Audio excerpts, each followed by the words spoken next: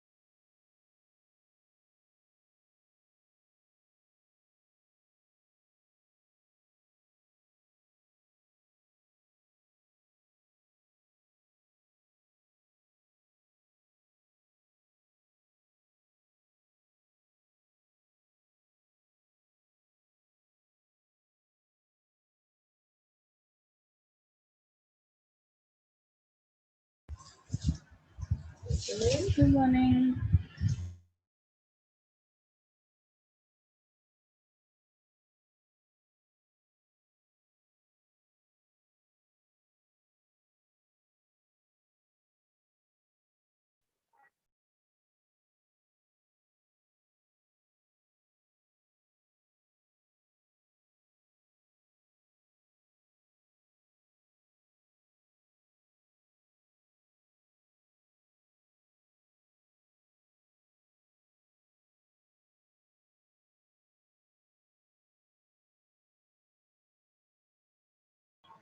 Let us wait for 1 more minute.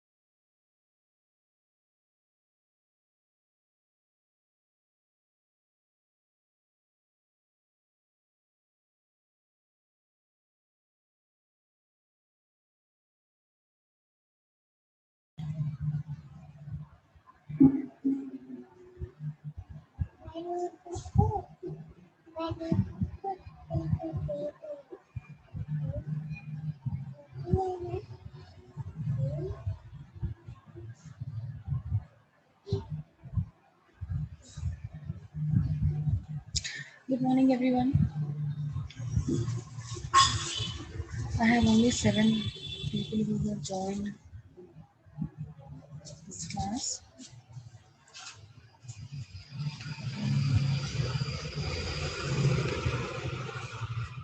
So I will start now.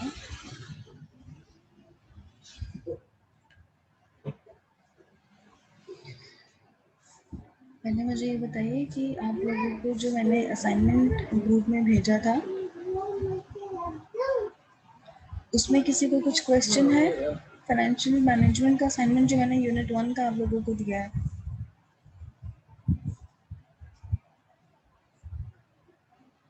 मैंने group में कल या I think day before yesterday I have shared it in the group document.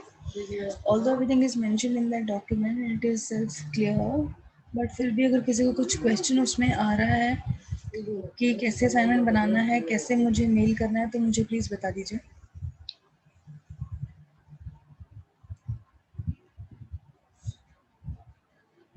Assignment से related कोई query नहीं है किसी का?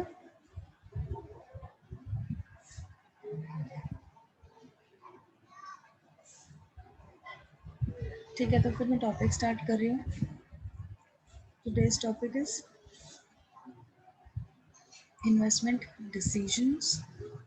क्या इन्वेस्टमेंट डिसीजन होते हैं और उनकी इम्पोर्टेंस क्या होती है और डिफ़िकल्टीज क्या होती हैं।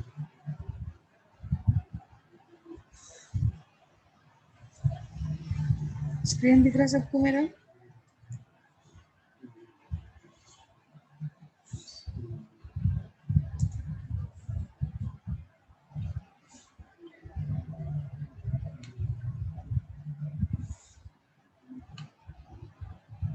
सो जैसे कि टॉपिक है इन्वेस्टमेंट डिसीजंस, दो वर्ड है इन्वेस्टमेंट डिसीजंस।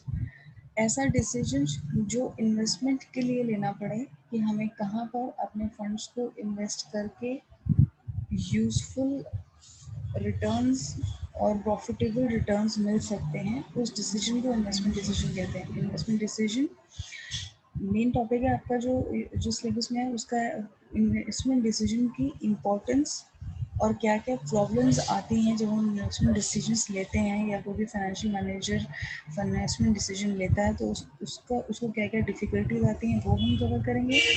और डिसीजंस की इम्पोर्टेंस क्या है, हमें क्यों लेने पड़ते हैं ये डिसीजंस, वो और बेनिफिशियल कैसे हैं ये डिसीजंस अगर हम रैशनली लेते हैं तो उनकी क्या इम्पोर्टेंस है, ज़रूरत क्या है, वो हम अभी इसमें पढ़ने वाले हैं।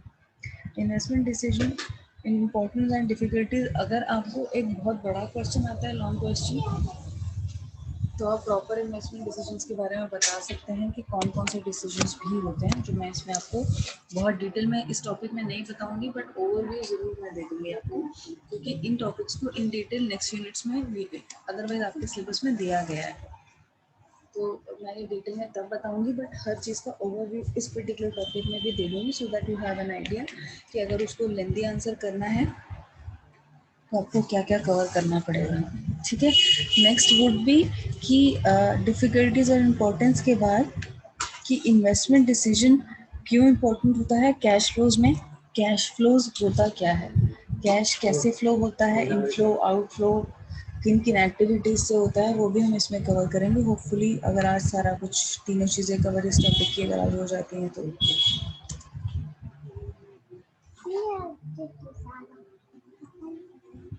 तो before we move forward we should know what is investment and then we will see कि इन्वेस्टमेंट डिसीजन किससे रिलेट करता है इन्वेस्टमेंट से। तो इन्वेस्टमेंट क्या होता है, what is an investment? The definition of investment in finance we understand that any investment, कोई भी इन्वेस्टमेंट जो हम मॉनिटरी मॉनिटरी मतलब मनी से रिलेटेड, अगर हम just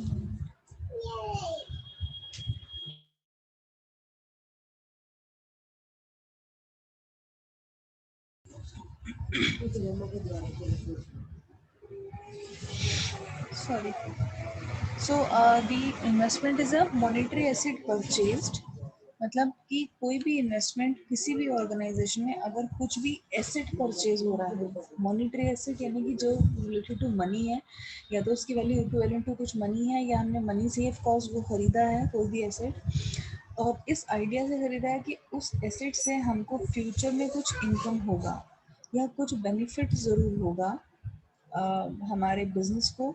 हम इस आइडिया से कोई भी अगर एसेट खरीदते हैं और वो बिजनेस के यूज़ के लिए ही होगा फॉर श्योर। ऐसा नहीं कि हमने कोई एसेट खरीद लिया या तो वो बिजनेस के यूज़ में हो रहा है या उससे किसी भी तरीके का मॉनिटरी बेनिफिट या बिजनेस को जो इनकम प्रोवाइड होगा फ्यूचर में, नॉट टुडे बट फ्यूचर में, और फ्यूचर में भी लॉन्ग टर्म में, यानी कि फॉर नंबर ऑफ ईयर्स तक इनकम उसकी उससे होती रहेगी बिजनेस को। That is basically an investment. हम अपने अगर एज एन इंडिविजुअल भी देखें कि हम जो भी कोई इन्वेस्टमेंट करते हैं अपने पैसे की, कहीं पर भी इन्वेस्टमेंट करते हैं, तो हमें उसका पर्पस क्या होता है। आज तो उसकी उससे इन्वेस्टमेंट से हमको इनकम नहीं मिलता, बट फ्यूचर में हमें उससे इनकम मिलता है। फ्यूचर में मे बी कल से आना स्टार्ट होगा, या नेक्स्ट मंथ से आना स्टार्ट होगा, या एनुअली आना स्टार्ट होगा, लेकिन इनकम उससे कुछ ना कुछ एडिशनल हमें मिलता ही है in the form of interest, या किसी भी तरीके से। अगर हम किसी शेयर्स में इन्वेस्ट कर रहे हैं तो हमें डिविडेंड मिलेगा, या अगर हम बैंक में ही अपना पैसा रखते हैं और कहीं और भी इन्वेस्ट नहीं करते हैं, तो भी बैंक कुछ तो मिनिमम रेट ऑफ इंटरेस्ट देता ही है। या फिर हम बैंक में भी किसी पर्टिकुलर प्रोडक्ट में पैसा लगा देते हैं, जैसे एफडीज में लगा दिया, या कुछ आरडीज में लगा दिया, फिक्स डिपॉजिट को डिपॉजिट फिक्स करा दिया किसी पर्टिकुलर टाइम के लिए, तो उससे हमें ज़्यादा इंटरेस्ट मिलता है रादर देन सेविंग अकाउंट से मिले। सो बेसिकली हमारा आइडिया क्या हुआ उस पैसे को इन्वेस्ट करने का, so that we can actually have the income in future from that money. Okay, so in finance also we understand कि इन्वेस्टमेंट कोई भी मॉनेटरी एसेट परचेज करना होता है, और वो एसेट हमें फ्यूचर में इनकम देगा, इसलिए हम उसको आज की डेट में लेते हैं बिजनेस में। That is an investment basic, that is called an investment. Now investment decision relates to this decision. What is investment decision? अब ऐसे ही इन्वेस्टमेंट करना इज इन्वेस्टमेंट डिसीजन। ऐसे डिसीजन को लेना कि कौन सी जगह पर पैसा इन्वेस्ट किया जाए, किस एसेट को परचेज किया जाए, किस टाइम में परचेज किया जाए, और वो कैसे इनकम प्रोवाइड करेगा या नहीं भी करेगा, तो ये भी हमें डिसीजन एनालिसिस में करना पड़ेगा। एनालिसिस में भी आपको बताती हूँ नेक्स्ट स्लाइड में। So investment decision is that decision which is taken by any finance manager in order to take any decision whether the investment has to be done or not, whether any asset is to be long term asset has to be purchased or not। ये ध्यान रखिए आप लोग कि investment decision जो भी हम बात कर रहे हैं, ये यहाँ पे अगर हम फ्यूचर की बात करेंगे, फ्यूचर में प्रोवाइड करेगा इनकम तो लॉन्ग टर्म के लिए ही करेगा। और तो इन्वेस्टमेंट शॉर्ट टर्म की भी होती है, कि एक साल के अंदर का भी कुछ हम short current liabilities current assets को भी मैनेज करना काम है फाइनेंस मैनेजर का। लेकिन जब हम यहाँ पर डिस्कस कर रहे हैं अभी, तो हम लॉन्ग टर्म की बात कर रहे हैं अभी में। फ्यूचर का मतलब number over a period of time which can be with number of years, 5 साल 10 साल भी हो सकते हैं, ठीक है, एंड ओवर एंड अबव भी हो सकते हैं। कि ऑब्वियसली सपोज कोई एसेट की जो मैं बात कर रही हूँ यहाँ पे, वो एसेट या तो लैंड हो सकता है कि हमें कोई न्यू अपना ब्रांच स्टार्ट करना है, या कोई न्यू फैक्ट्री स्टार्ट करनी है, कोई एक मैन्युफैक्चरिंग यूनिट लगानी है कंपनी को, तो वो भी एक एसेट होता है। लैंड तो हमेशा के लिए खरीदी जाती है।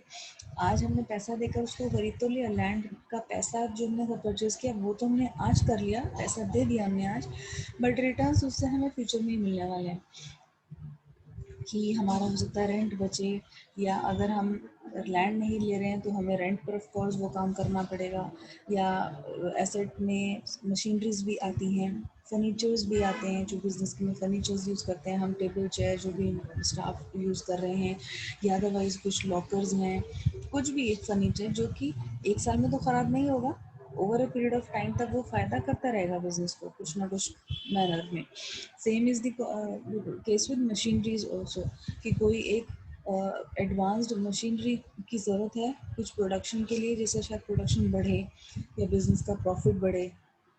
आज हम प्रोडक्शन किसी एक पर्टिकुलर लेवल पर करते हैं, उस मशीनरी को लाने से शायद हमारी प्रोडक्शन डबल हो जाएगी, तो maybe then company thinks कि ठीक है हमें प्रोडक्शन डबल करनी है, तो रादर हम मैन पावर बढ़ाएं, we should go for a machinery. ये मशीनरी 10 साल चलेगी, उसका क्या लाइफ होगा एंड ऑल दैट। तो ये सब डिसीजंस हैं बेसिकली जो बिफोर इन्वेस्टमेंट देते हैं, और हमें ये सारा कुछ this all things covered is covered in analysis part also. कि इन्वेस्टमेंट एनालिसिस जो हम करते हैं, investment analysis की investment analysis is defined as the process of evaluating an investment। कोई भी इन्वेस्टमेंट है, चाहे लैंड परचेज करने का है या अदरवाइज कहीं और पैसा लगाने का है डिसीजन, कि हमें अपना इतना बड़ा अमाउंट हमारे पास फंड्स है, उसको हम कहाँ पर लगाएं, आगे फर्दर इन्वेस्ट करें, या कोई मशीनरी खरीदनी है, या कहीं कोई लैंड ही खरीदना है, कोई फर्नीचर खरीदना है, फिक्स फर्नीचर एंड पिक्चर्स खरीदने हैं, कुछ भी काम करना है जहाँ पर हमें अपना एक अमाउंट ऑफ मनी लगाना है, पैसा लगाना है,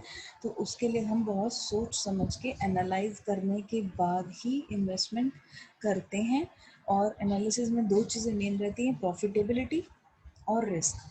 प्रॉफिटेबिलिटी ज़्यादा होनी चाहिए, रिस्क कम से कम होना चाहिए।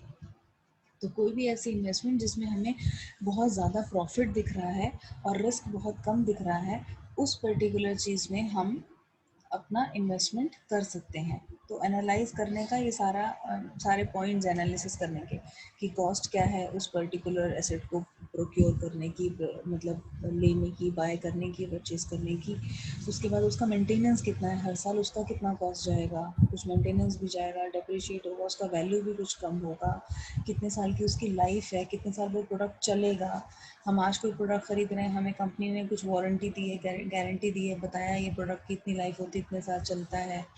तो हम वो सारा कुछ मेजर करने के बाद डिसीजन लेंगे कि ठीक है, हमने इस कोई कुछ भी, हम अपनी रियल लाइफ में भी कोई प्रोडक्ट लेते हैं तो हम उसका काफ़ी एनालिसिस करते हैं पहले। आप अपनी छोटा सा एक हम फ़ोन भी लेते हैं तो हम पहले एनालिसिस करते हैं मेरी रिक्वायरमेंट क्या क्या है, स्मार्टफोन लेना है कि नहीं लेना, नॉर्मल फ़ोन, फीचर फ़ोन लेना है। अगर स्मार्टफोन लेना है तो स्मार्टफोन में भी कौन कौन से ऑप्शंस की ज़्यादा ज़रूरत है मुझे, मैं वो वाले ऑप्शंस या वो वाले फीचर्स वाले फ़ोन्स को देखूँ, and then we buy anything, right? So same is the case in business also. हम कहीं पर भी कुछ भी बिजनेस में पैसा अगर लगा रहे हैं, कुछ भी खरीद रहे हैं, so we will have to see कि प्रॉफिट ज़्यादा से ज़्यादा हो उससे हमें आने वाले टाइम में, और रिस्क कम से कम हो। क्योंकि हम कोई भी अगर एसेट खरीद रहे हैं, फिक्स्ड एसेट अगर हम खरीद रहे हैं, तो वो 1-2 साल के लिए नहीं खरीदते, वो हम लॉन्ग टर्म के लिए खरीदते हैं, तो उसमें पैसा ज़्यादा जाता है। तो इसीलिए दीज फैक्टर्स एनालिसिस करना बहुत ज़रूरी है। अगर बिना एनालिसिस के हमने कुछ भी बाय कर लिया, परचेज कर लिया या इन्वेस्टमेंट डिसीजन ले लिया और इन्वेस्ट कर दिया, तो फिर वो लॉन्ग टर्म के लिए लॉस भी बेयर करना पड़ सकता है हमें। So we have to be very particular and rational and intelligent while making this investment decision. Investment decision जो है, जैसे मैंने आपको बताया, 2 टाइप्स के होते हैं, short term and long term. Mid term भी होते हैं, but generally we will study only short term and long term, क्योंकि लॉन्ग टर्म का जो एसेट्स है वो ज़्यादा हमारे सिलेबस में शॉर्ट टर्म भी है। जो फोर्थ मॉड्यूल है वो working capital and all those things cover कर रहा है। और लॉन्ग टर्म एसेट्स जो हैं, जो मैंने आपको भी एग्जांपल दी, जैसे land, machineries and any such asset जो हमको लॉन्ग टर्म में बेनिफिट देने वाले, those are long term things. So short term are generally for 1 to 2 years, and over and above से 3 to 5 years और 6 years तक मिड टर्म भी कहते हैं उनको, but we are considering them all. जो भी शॉर्ट टर्म नहीं है हम सबको लॉन्ग टर्म कंसिडर कर रहे हैं। तो वो 5 साल के लिए भी हो सकता है, 10 साल के लिए भी हो सकता है, 50 साल के लिए भी हो सकता है। इन्वेस्टमेंट डिसीजन जैसा टॉपिक है, टॉपिक का नाम इन्वेस्टमेंट डिसीजन है which we are studying. So you can bifurcate it under 2 categories जो मैंने बताया, long term and short term. इस तरह से आप इस तरीके से इस डायग्राम को बना भी सकते हैं वहाँ पे इस फ्री फॉर्म में, कि इन्वेस्टमेंट डिसीजन 2 तरह से होते हैं, लॉन्ग टर्म और शॉर्ट टर्म। अब अगर आप देखेंगे अपना एक यूनिट में आपका कैपिटल बजटिंग, लॉन्ग टर्म में जो है कैपिटल बजटिंग हम पढ़ते हैं। कैपिटल बजटिंग क्या होता है, कैपिटल बजटिंग की कौन कौन सी टेक्निक्स हैं, क्या क्या मेथड्स हैं, क्या फॉर्मूले हैं, कैसे कैलकुलेट होता है, वो सारी चीज़ें पूरा इस टॉपिक में मैं मे बी नेक्स्ट क्लास में जब भी हम आगे करेंगे कंडक्ट, तो उसमें मैं कवर करूँगी। ये आपकी ऑलमोस्ट एक यूनिट है, कैपिटल बजटिंग पूरा एक यूनिट है। और आपका जो सिलेबस का फाइनल जो यूनिट है, आई थिंक लास्ट यूनिट जो है, that is working capital management. वो शॉर्ट टर्म के बारे में कि उसमें क्या क्या कवर होता है, शॉर्ट वर्किंग कैपिटल होता क्या है, वर्किंग कैपिटल मैनेजमेंट में क्या क्या आता है। तो मैं आपको यहाँ पर अभी छोटा सा ओवरव्यू भी दूंगी कि कैपिटल बजटिंग क्या होता है, वर्किंग कैपिटल मैनेजमेंट क्या होता है, बट इन डिटेल कि इसके मेथड्स क्या हैं, क्या क्या टेक्निक्स हैं, क्या एक्टिविटीज़ हैं, और कौन कौन सी एक्टिविटीज़ को हम शॉर्ट टर्म कहते हैं और कौन सी एक्टिविटीज़ को हम लॉन्ग टर्म कहते हैं, ये हम जब ये टॉपिक्स उस यूनिट वाइज हम कवर करेंगे तब हम इन डिटेल वहाँ पर भी पढ़ सकते हैं। सो इट डिपेंड्स कि आपको एग्जाम में क्वेश्चन कैसा आता है। अगर आपको इन्वेस्टमेंट डिसीजन से रिलेटेड बहुत लॉन्ग क्वेश्चन आता है तो आप इन टॉपिक्स को थोड़ा और इलेबोरेट करके कर सकते हैं, एक्सप्लेन। बट अदरवाइज अगर हम सिर्फ इन्वेस्टमेंट डिसीजन का इम्पोर्टेंस और डिफ़िकल्टीज पढ़ने वाले हैं तो वो हम इस टॉपिक में थोड़ा पढ़ेंगे। Okay, so decisions are of 2 types, long term and short term. Long term में कैपिटल बजटिंग लेते हैं हम, शॉर्ट टर्म में वर्किंग कैपिटल। वर्किंग कैपिटल मतलब रूटीन एक्टिविटीज़ के लिए जो पैसा हमको चाहिए होता है, रूटीन, रोज बोलते हैं रोज़मर्रा की लाइफ के, कंपनी की लाइफ के लिए जो पैसा हमें चाहिए चलाने के लिए कंपनी को, that is working capital, and capital budgeting is for long term. Investment analysis I've already covered. Now, what is capital budgeting? Capital budgeting basically जैसे मैंने आपको बताया इट इज़ लॉन्ग टर्म। तो कोई भी ऐसा डिसीजन जो हम इन्वेस्टमेंट से रिलेटेड ले रहे हैं, investing our funds in the long term assets is known as capital budgeting. ऐसा डिसीजन जो हम लॉन्ग टर्म के लिए कोई भी एसेट में डालने का सोच रहे हैं पैसा, वो कैपिटल बजटिंग होता है। So capital budgeting is basically a process of selecting the asset या फिर कोई इन्वेस्टमेंट प्रपोजल भी that will yield returns over a long period. Investment proposal से क्या समझते हैं आप लोग? इन्वेस्टमेंट प्रपोजल, इन्वेस्टमेंट का मतलब होता है कि कहीं पर हमने आज बहुत बड़े अमाउंट में पैसा लगा दिया और हमारे पास से वो पैसा चला गया, लेकिन आज के आज में हमें उससे कुछ इनकम नहीं हुआ।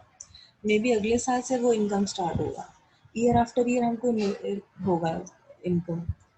कोई भी एक गवर्नमेंट का ऐसा मुझे इन्वेस्टमेंट प्रपोजल बताइए, एग्जाम्पल सोचकर, एट द कंट्री लेवल।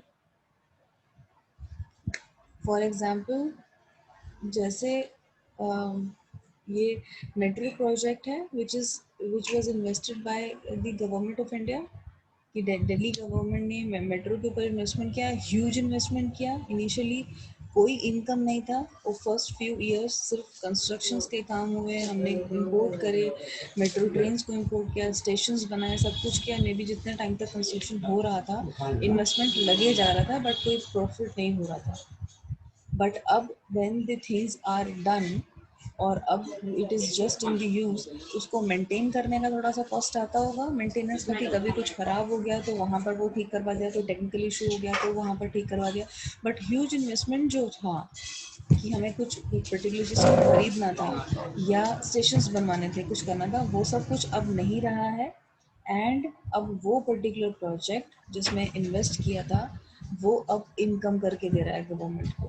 सालों साल से मेट्रोस चल रही हैं, सालों साल से लाखों लोग डेली का ट्रैवल करते हैं, डेली का उससे इनकम हो रहा है। उतना इन्वेस्टमेंट अब नहीं रहा, सिर्फ मेंटेनेंस रह गया है और इनकम हो रहा है। सो दैट इज इन्वेस्टमेंट प्रपोजल। वो एक इन्वेस्टमेंट प्रपोजल शायद किसी और कंट्री ने गवर्नमेंट को दिया कि अगर आप अपनी कंट्री में लेकर आएंगे तो आपको लॉन्ग टर्म में बेनिफिट होगा, आप देख लो, इन्वेस्ट करो और आगे फ्यूचर में प्रॉफिट कमाओ। तो अब गवर्नमेंट को ओवर दी लॉन्ग पीरियड उससे रिटर्न्स मिल रहे हैं। Understood? So capital budgeting is a process of selecting the asset या फिर कोई investment proposal which will yield returns over a period of time, over a longer period of time, can be good number of years. पहला step क्या है capital budgeting में? To select the asset, कि हमें खरीदना क्या है। कैपिटल बजटिंग करने पहला स्टेप है कि हमें क्या लेना है, क्या खरीदना है, हमारे इस पॉइंट की रिक्वायरमेंट क्या है। रिक्वायरमेंट हो सकती है कि मैं फॉर एग्जांपल चाहती हूँ कि मेरे को मेरी प्रोडक्शन इंक्रीज़ करना है, तो उसके लिए मैं क्या करूँ?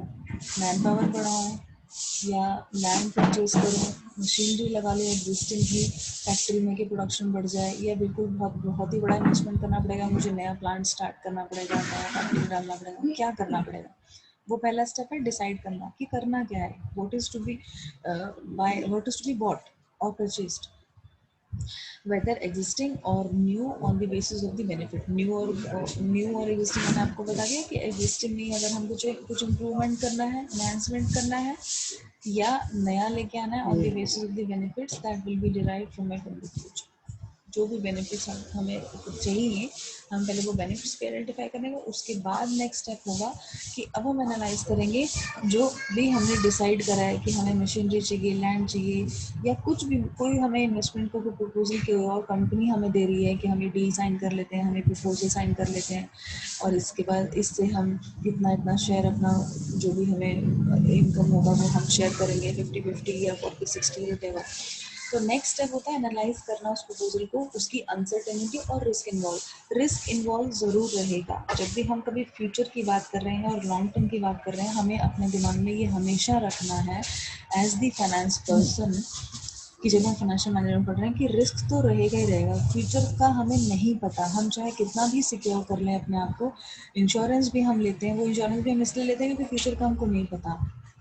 हमें खुद को अपना पहला भी इंश्योरेंस हम करके रखते हैं कि हमें अपनी लाइफ का ही नहीं पता कि the people who are dependent on us, अगर हम आज अपने आप को इंश्योर कर रहे हैं तो कल को अगर हम नहीं भी रहते हैं तो the people who are dependent on us will be benefited out of our death. तो वो रिस्क को हम सिक्योर कर रहे हैं। तो same is the case in the business also, कि जब भी हम अब एनालाइज करेंगे किसी भी प्रपोजल को, तो उसकी अनसर्टेनिटी को और रिस्क क्या कितना इन्वॉल्व है वो हम जितना हो सकेगा उसको मेजर करेंगे, एनालाइज करेंगे, और तभी अगला डिसीजन हम नेक्स्ट स्टेप हम लेंगे।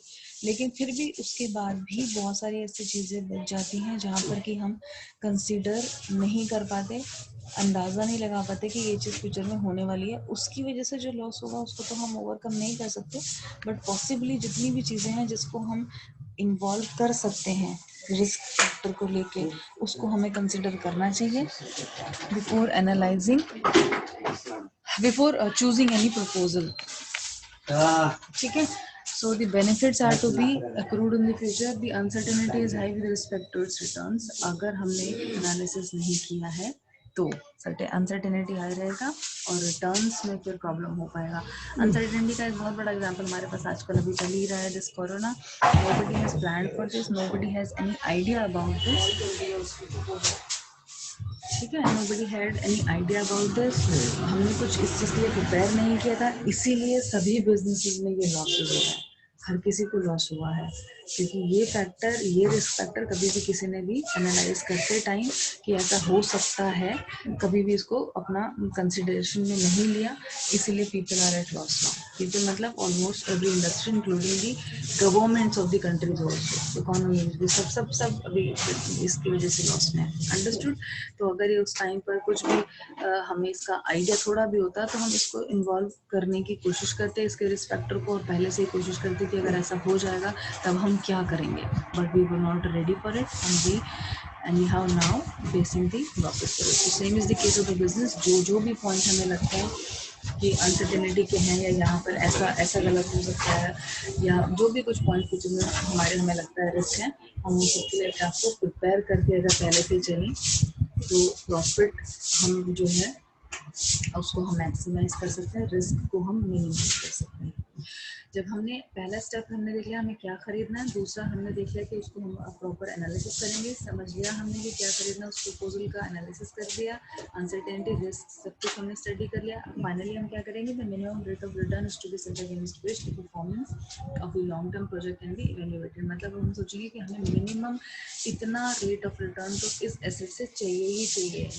For example any investment will bring us a cost, हमने कुछ इन्वेस्टमेंट किया, उसका हमें पैसा देना है, उस पैसे को एक तो चीज़ वो पैसा चला जाएगा हमारे पास, अब वो पैसे से हमें कहीं और इन्वेस्टमेंट करके कुछ और इनकम नहीं होने वाला है। तो जहाँ पर हम इन्वेस्टमेंट कर रहे हैं, मे भी कुछ बाय कर रहे हैं, कुछ परचेज कर रहे हैं, अब हम उसी के ऊपर डिपेंडेंट है कि उस पर्टिकुलर एसेट से ही हमको बेनिफिट होना है। तो हमें कितना रेट ऑफ रिटर्न चाहिए, 10% एटलीस्ट हमें वो अर्न करके देना चाहिए, 20% करके देना चाहिए, क्या कितना करके देना चाहिए, क्योंकि हमने जो पैसा लगाया है वो भी तो एक तरीके से लॉस ही है ना, टोटल लॉस है।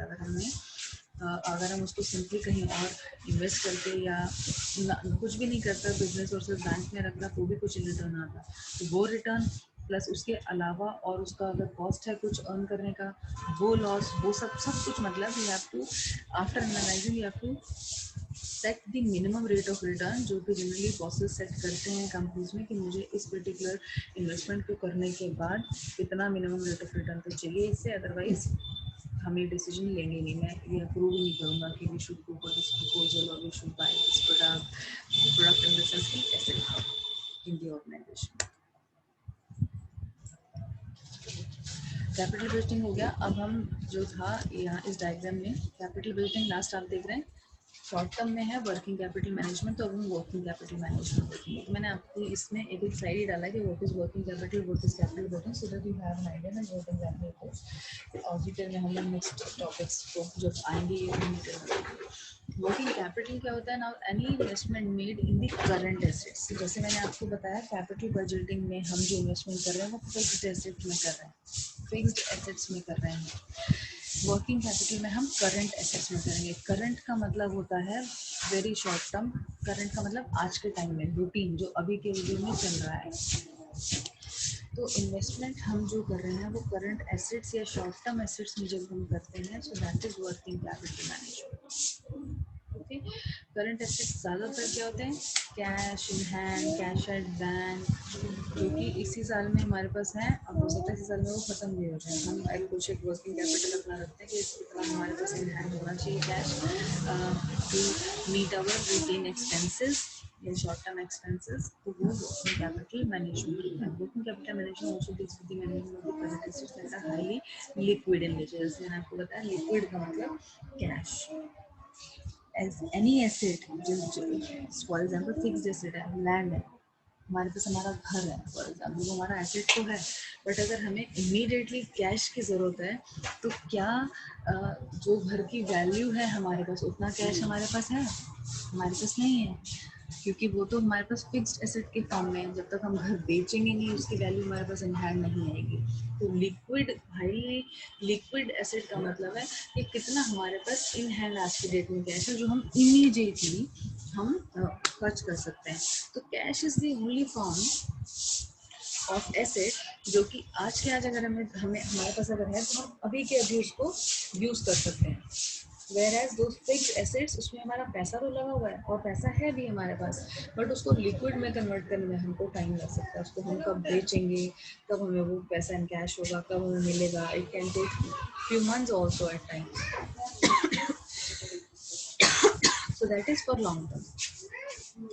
ठीक है, वर्किंग कैपिटल हमने समझ लिया कि शॉर्ट टर्म में investment decision in short term assets is very crucial for an organisation. ये भी बहुत इंपॉर्टेंट और क्रूशियल होता है शॉर्ट टर्म का भी, एसेट्स को बाय करना या अपने हाथ में कितना पैसा रखना है रखना, ये भी क्योंकि कंपनी का जो सर्वाइवल है, शॉर्ट टर्म सर्वाइवल है, वो बहुत इंपॉर्टेंट होता है। लॉन्ग टर्म तो ठीक है, हमें लॉन्ग टर्म के लिए बिजनेस में प्रॉफिट लॉन्ग टर्म एसेट्स करके ही देते हैं, लेकिन सपोज आपको कोई आज इसी फाइनेंशियल ईयर में किसी को कुछ पैसा रिटर्न करना है, जो कि हमारी करंट लाइबिलिटी हो गई कि we have to return some money, we have say some any of the liabilities. कोई हमारे क्रेडिटर्स हैं जिनको कि पैसा वापस करने का ड्यू इस ईयर में हो रहा है, तो वो हमारी करंट लाइबिलिटी हो गई। करंट इस ईयर की लाइबिलिटी वो हमें करंट एसेट्स से ही पूरी करनी होगी। करंट एसेट्स मतलब जो हमारे पास कैश इन हैंड है, ना कि हम अपना कोई लैंड बेचेंगे पहले और फिर वो करंट लाइबिलिटी को पूरा करेंगे। सो करंट एसेट्स जो हमारे हैं, शॉर्ट टर्म एसेट्स, उन्हीं से हमको शॉर्ट टर्म लाइबिलिटीज को ओवरकम करना होता है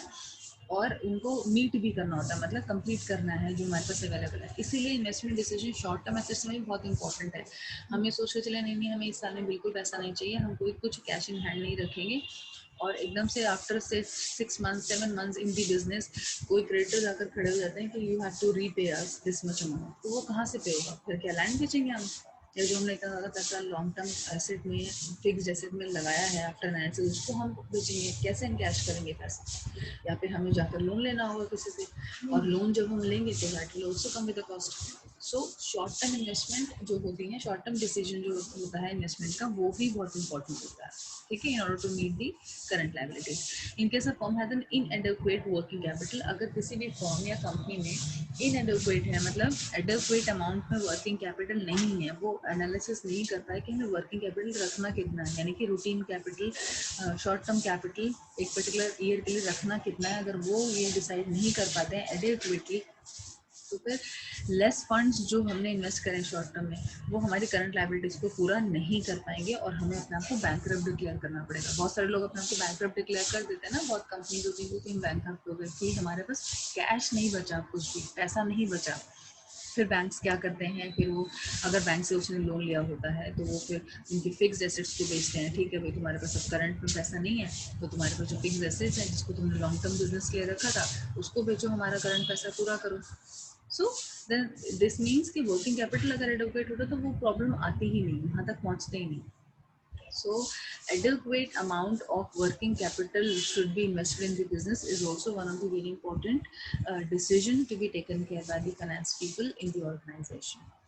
ठीक है, a firm has an optimum working capital that is necessary, which is very necessary so that routine के जो फंक्शंस हैं कंपनी के वो नहीं रुके, routine functions, day to day functions, कुछ भी ऐसा काम ना रुके। फॉर एग्जांपल अगर हमने किसी पर्सन कुछ हमने सपोज इस ईयर में हमारा बजट था या हमने कुछ भी प्रिपेयर किया था कि हम मैन पावर हायर करेंगे 50 लोगों का, हमारे पास इतना अब कैश ही नहीं है कि उन 50 लोगों को हायरिंग कॉस्ट जो है, कुछ एक मिनिमम हायरिंग कॉस्ट जो होती है, फॉर एग्जांपल अगर आप किसी पर्सन को हायर कर रहे हैं तो you will have to give him a laptop, desktop या सीटिंग, कुछ उसको मिनिमम तो देना ही पड़ता है फुल डे नया पर्सन को हम हायर करें, तो वो भी एक कॉस्ट ही होती है कंपनी की।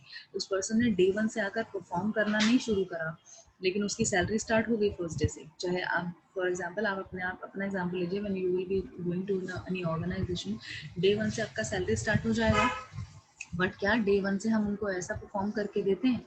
नहीं देते हैं। वो लॉन्ग टर्म इन्वेस्टमेंट होती है एम्प्लॉय में। लॉन्ग जो भी इन्वेस्टमेंट करती है कंपनी, वो लॉन्ग टर्म इन्वेस्टमेंट है। उनको डे 1 से एम्प्लॉय ने आकर बेनिफिट नहीं देना, बट उसको आते ही हमें उससे पहले इनफैक्ट बहुत ज़्यादा इन्वेस्टमेंट करना पड़ता है कि उसको हमें कुछ एक्सेसरीज देनी पड़ेंगी, लैपटॉप देना पड़ेगा, डेस्कटॉप देना पड़ेगा, सीटिंग अरेंजमेंट प्रॉपर हमें देना पड़ेगा, वहाँ पर उसको कुछ फिक्सचर फर्नीचर चेयर टेबल कुछ उसके लिए और भी अरेंज करना पड़ेगा, जिसमें कि पैसा कॉस्ट कंपनीज लगाती ही हैं। तो ये रूटीन अगर एक्टिविटीज़ भी, जिससे कि अगर हमें कुछ लैपटॉप या डेस्कटॉप भी उसके लिए खरीदना है, तो वो एक रूटीन एक्टिविटी के लिए कुछ फंड चाहिए ना, करंट एसेट से ही वो चीज़ खरीदी जाएगी, ना कि हम अपना कोई एक लैंड परचेज जो किया हुआ है उसको हम बेचकर हम किसी एम्प्लॉय को हायर करने वाले, will not be that thing, right?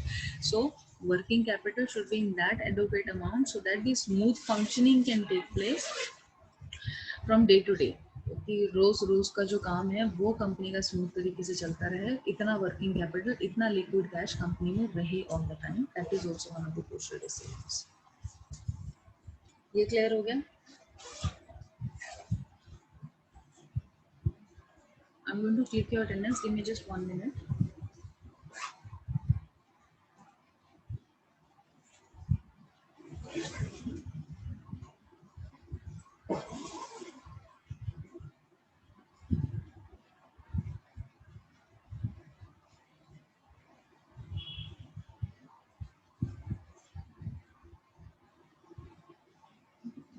क्या प्रॉब्लम मुझे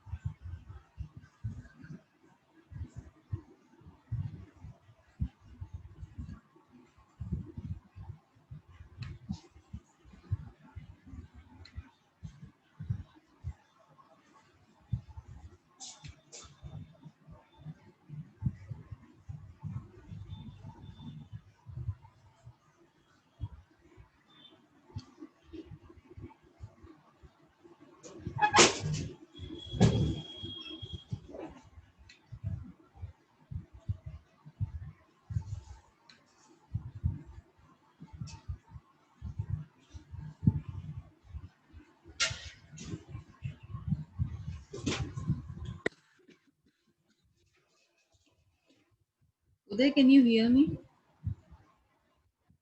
Give me a confirmation. Uday, can you hear me? Yes, ma'am. Hello. Hello. Yeah. You sent me that you were not able to connect, right, beta? In any case, if you're facing the difficulties still in joining the meeting and all that, please try to make a new ID for the Zoom and then try to attend with that. There can be some issue with your ID also, because everybody is attending. The benefit of Zoom over Google Meet is that all the lectures are automatically getting recorded, and I can share these lectures also with you over the YouTube later on. I'm going to upload it, so those things will be available for the other rest of the people also. That is why I prefer Zoom. There is no reason to it, but I just want to get my lectures recorded for those people who by any chance leave the lectures unattended or something. So I want to record it for them for the later use, so that they can go and take the lectures and understand the topic that way. Google Meet में वो थोड़ा सा एक drawback है. There are students who are facing the same problem in attending the meetings over the Google Meet also. तो जो ये issue है कि यहाँ पर आप या एक दो लोग और अटेंड नहीं कर पा रहे हैं, गूगल मीट में भी ऐसे कोई और स्टूडेंट्स हो सकते हैं जो नहीं अटेंड कर पाएंगे. सो आई वुड एडवाइस कि आप एक न्यू आईडी प्लीज बना लीजिए. शायद इस आईडी में कुछ प्रॉब्लम हो या कुछ हो. फिर भी अगर कुछ प्रॉब्लम रहेगा तो आई विल जस्ट सी. ठीक है, ओके मैम। प्लीज एक बार नया आईडी आप आज क्रिएट कर लीजिएगा और उससे आप कोशिश करिए कि अटेंड करें, क्योंकि ये प्रॉब्लम जैसे आपने मुझे बताया, have discuss with the management also, they just have told me कि आप स्टूडेंट्स को बोलिए कि they can get a new ID for that. So I'm advising okay you ma'am. guys for this so that we can get it recorded. अच्छा, working capital तक we have already covered everyone. तो अब मुझे यहाँ तक अगर आपको कुछ इश्यूज हैं तो मुझे बताइए. Meeting is about to get over and we will cover next meeting से मैं यहाँ इम्पोर्टेंस और डिफिकल्टीज आपका कवर करके और next we will cover cash flows. So investment decisions का वर्किंग कैपिटल तक मैंने आपको बता दिया है what exactly it is, analysis क्या होता है, लॉन्ग टर्म, शॉर्ट टर्म.